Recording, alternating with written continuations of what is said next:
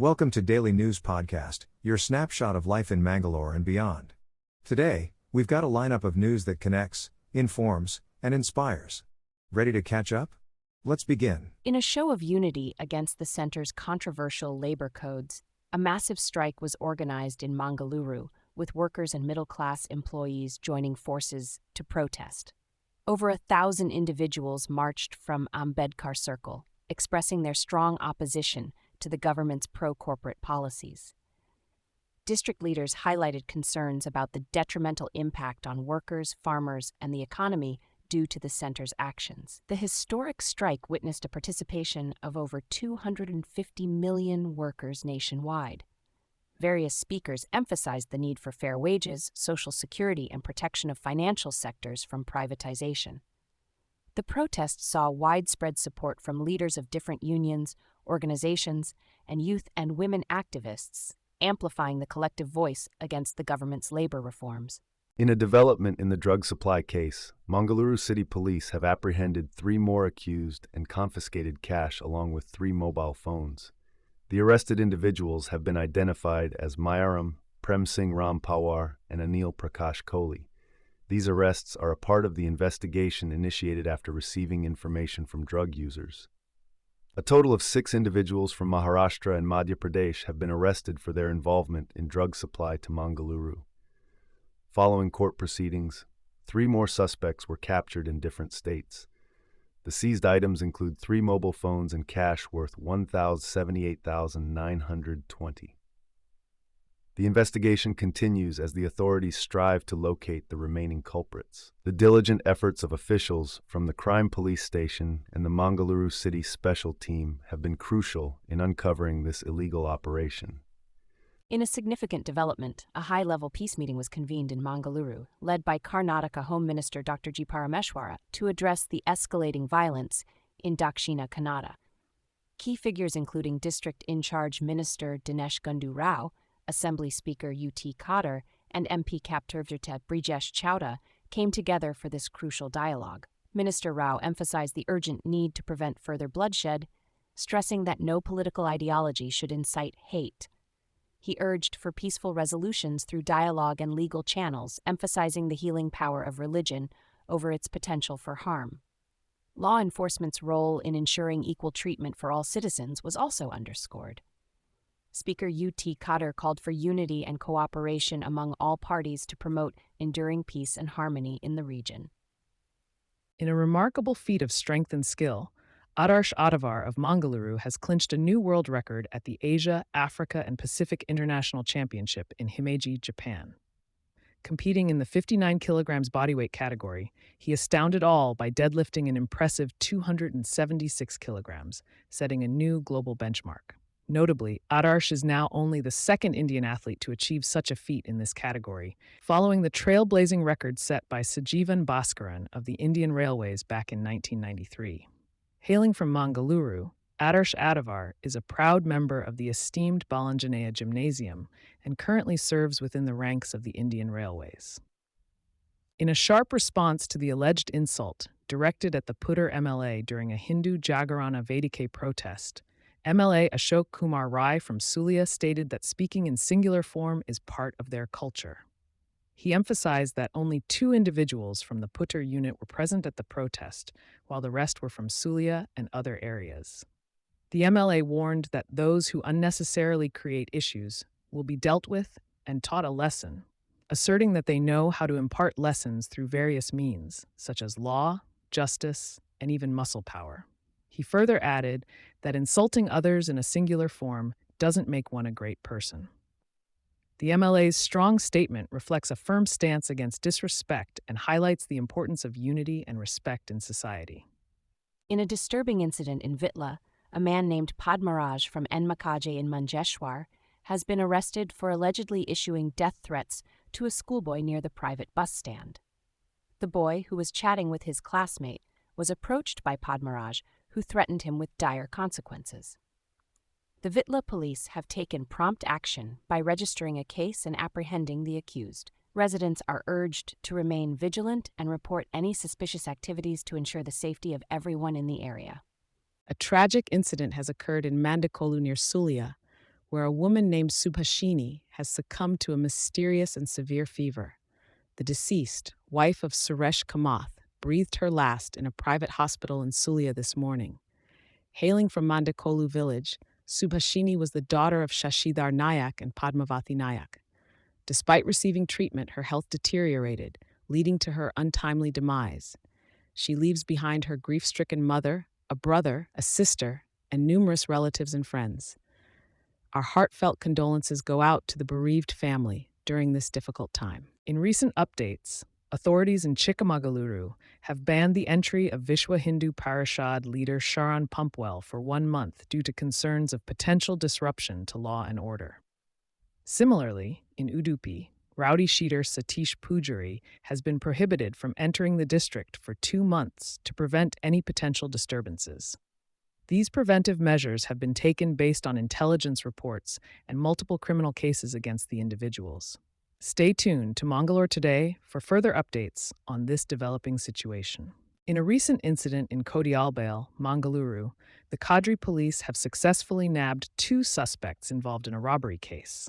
The accused, Yashwant Naik and Naroop alias Shravan, both 19 years old, were apprehended for stealing a locker containing 3.3 lakh from a nutrition store. Yashwant, employed as a security guard at the store, and Shravan, a former employee, were identified as the prime suspects. The theft took place on the night of June 28th, and the missing locker was reported 2 days later by the store staff. The police recovered the stolen items, along with the motorcycle used in the crime.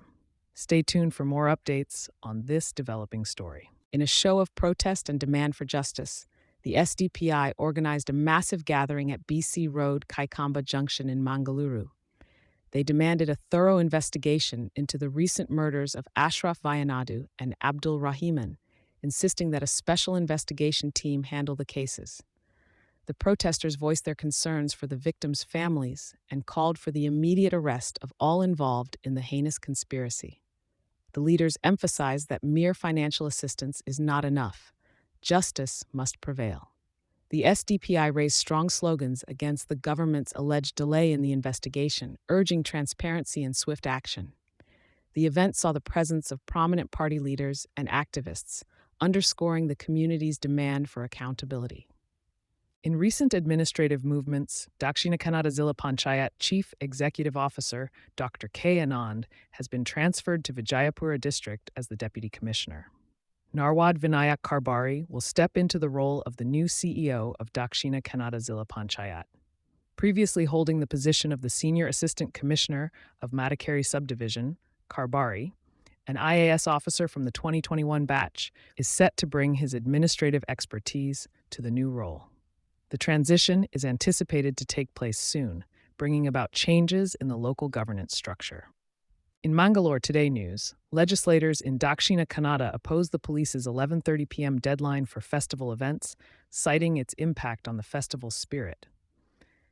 MP Capt Brijesh Chowda presided over the official meeting where MLAs Y. Bharat Shetty and D. Vedavyasa Kamath raised concerns about restrictions on Mosaru Kudiki celebrations and Ganeshotsava processions. The legislators questioned the need for CCTV cameras and the retention of footage. They argued that events like the Kudroli Gokarnatha Temple's Dasara procession should not be affected. The MLAs urged Deputy Commissioner H.V. Darshan to lift the cap and criticize limitations on using school premises for religious events. Police guidelines for upcoming festivals include obtaining permissions, restricting events past 11:30 p.m., and ensuring public safety. Police Commissioner Sudhir Kumar Reddy emphasized adherence to the law for peaceful celebrations. In Puttur, the Dakshina Kannada police have apprehended a 49-year-old man named Naveen Chandra from Kabaka for allegedly harassing a minor girl at Nehru Nagar Junction. The victim's mother filed a complaint with the Dakshina Kannada Women's Police Station, accusing the man of misbehaving with her daughter while they were waiting for a bus. The police have registered the complaint under various sections, including wrongful restraint, assault on a woman with intent to outrage her modesty, and sexual assault under the PHOSO Act. Naveen Chandra was presented before the magistrate and subsequently remanded to Mangaluru prison for 15 days. In Udupi, a resident fell prey to an online investment scam, losing a whopping 5.42 lakh. The victim joined a Telegram group promising high returns on foreign exchange trading, only to be swindled by transferring money to various accounts. The case has been reported to the Udupi Cyber Economic and Narcotic Crime Police, invoking sections of the Information Technology Act and Bharatiya Nyaya Sanhita. In another incident, a fraudster posed as a transporter offering donations to ISKCON, deceiving a staff member of 26,000. The victim received fake transfer confirmations, returning the requested amount only to realize the fraud later. The case has been reported to the Surathkal police in Mangaluru. Be cautious of such scams and verify all donation requests to avoid falling victim to financial fraud. In a heartfelt turn of events, Asia's oldest elephant, affectionately known as Vatsala, bid adieu today in the Pana Tiger Reserve. With an age surpassing a century, Vatsala graced the reserve as the eldest member, leading her fellow elephants and nurturing the young ones like a grandmother. Despite her age-restricting mobility, she remained a cherished attraction for tourists and a symbol of Madhya Pradesh's ethos. The Forest Department's tireless efforts to aid Vatsala near Kairayan drain unfortunately ended in her demise. The Chief Minister paid tribute to this iconic gentle giant, hailing her as the silent guardian of the forests and a timeless beacon of the state's identity.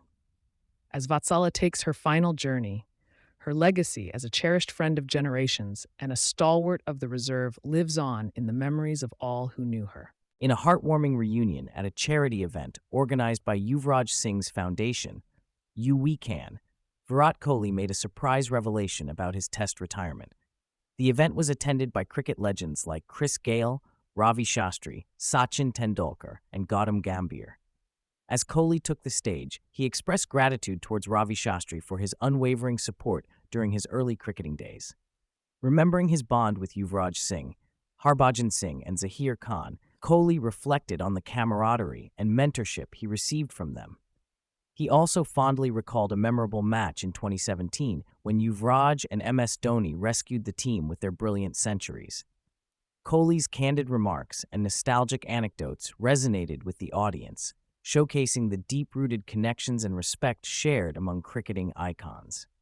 In a horrifying incident in Bengaluru, a domestic dispute took a deadly turn when Harish Kumar allegedly killed his wife Padmaja by stomping on her neck during a heated argument. The couple from Srinivaspur, Karnataka, who were both engineers and parents to 2 children, had a history of frequent fights. The altercation escalated on Tuesday night, leading to this tragic outcome. Harish has been apprehended by the police and is currently under investigation at the Bomanahalli police station.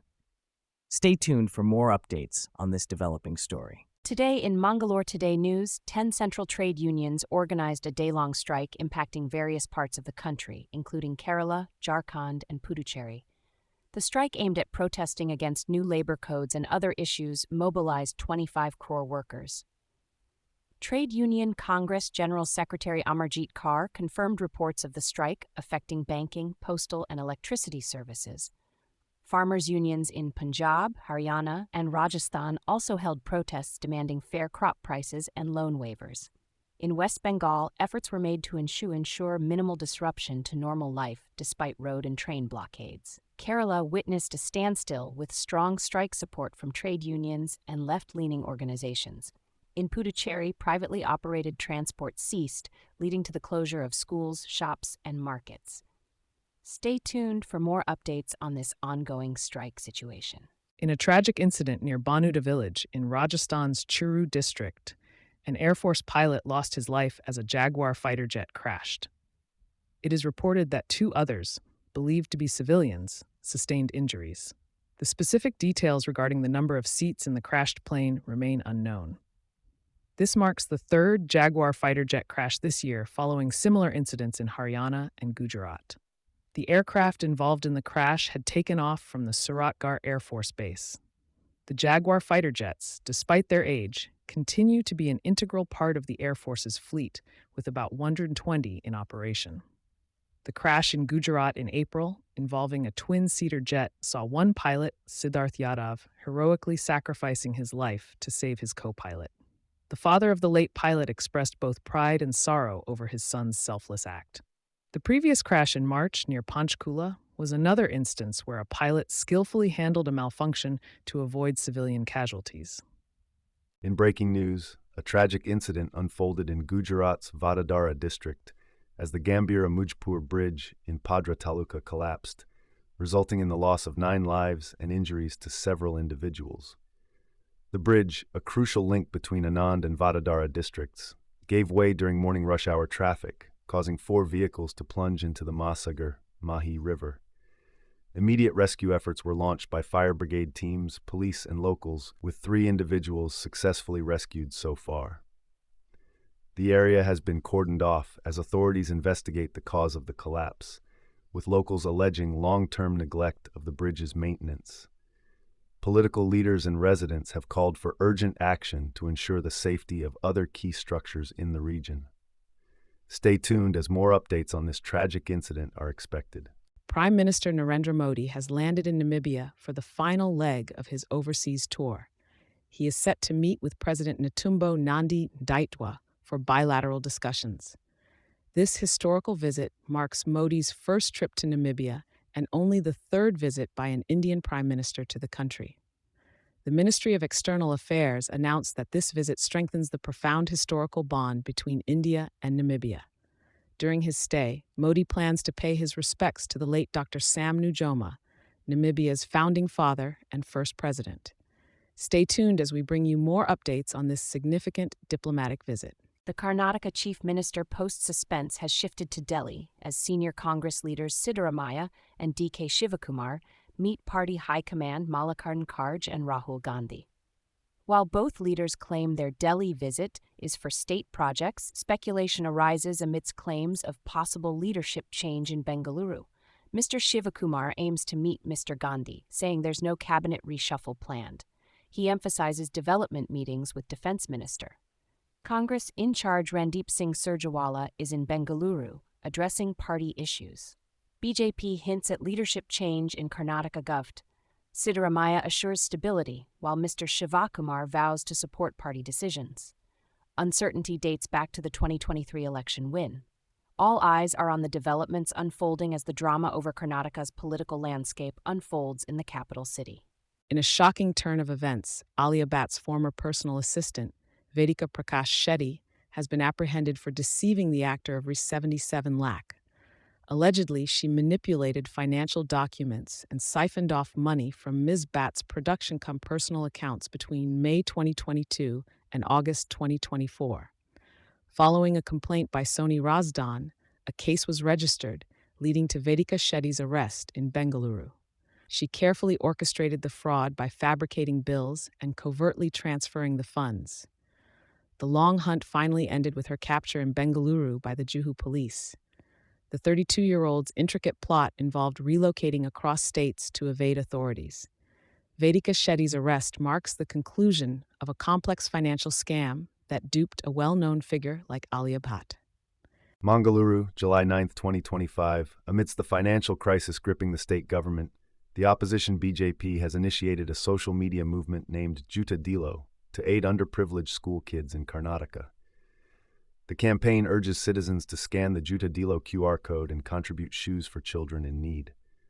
BJP's online drive underscored the government's unprecedented fiscal deficit, contrasting it with the CM Siddaramaiah's Lottery CM moniker.